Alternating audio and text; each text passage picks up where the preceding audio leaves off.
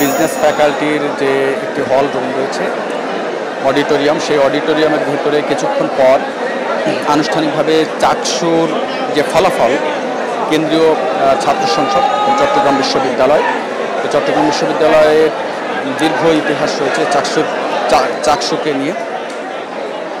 চট্টগ্রাম বিশ্ববিদ্যালয়ের যে কেন্দ্রীয় ছাত্র সংসদ চাকসুর দীর্ঘ ইতিহাস রয়েছে, সেই দীর্ঘ ইতিহাস পরিক্রমার পর প্রায় ৩৬ বছর পর আবারও এমন একটি নির্বাচন, এই নির্বাচনকে ঘিরে সাধারণ শিক্ষার্থী এবং শিক্ষার্থী সাবেক বর্তমান সবার মধ্যে যে উৎসাহ উদ্দীপনা দেখেছি দিনভর, তাতে একটি প্রাণবন্ত নির্বাচন অনুষ্ঠিত হয়েছে বলাই যায়। কারণ 65% অর্থাৎ 65% ভোট কাস্টিং হয়েছে।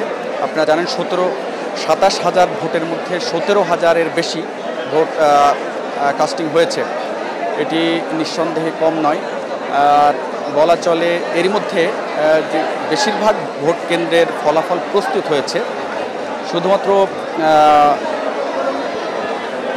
2-3 বার ক্রস চেক করার জন্য, অর্থাৎ স্বচ্ছতা নিশ্চিত করার জন্য বিশ্ববিদ্যালয়ের যে আইটি সেল রয়েছে তাদের দ্বারা এটি বিশেষভাবে স্বচ্ছতা নিশ্চিত করার জন্য, জবাবদিহিতা নিশ্চিত করার জন্য পরীক্ষা নিরীক্ষা করে এই ফলাফলটি 2-3 ধাপে পরীক্ষা নিরীক্ষা করে যেন ম্যাচ যদি ইকুয়াল হয়, অর্থাৎ সমান হয় 2-3টা ধাপের যে গণনা, তারপরই মূলত আনুষ্ঠানিকভাবে ফল প্রকাশ করবেন শিক্ষার্থীরা। এই চাকসুর এই অডিটোরিয়াম কক্ষ একেবারে কানায় কানায় পরিপূর্ণ হয়ে গেছে। শিক্ষার্থীদের মুহুর্মুহু স্লোগানে প্রকম্পিত হচ্ছে বিশ্ববিদ্যালয়ের চত্বর। কিছুক্ষণ পরপরই নানাভাবে স্লোগান দিচ্ছেন। বিশেষ করে সেই জুলাইয়ের যে ঐতিহ্যবাহী স্লোগানগুলো সেগুলো এখানে উচ্চারিত হচ্ছে। দিল্লি না ঢাকা, তারপর স্ব প্রার্থীর পক্ষে, ভিপি প্রার্থীর পক্ষে স্লোগান দিচ্ছেন শিক্ষার্থীরা।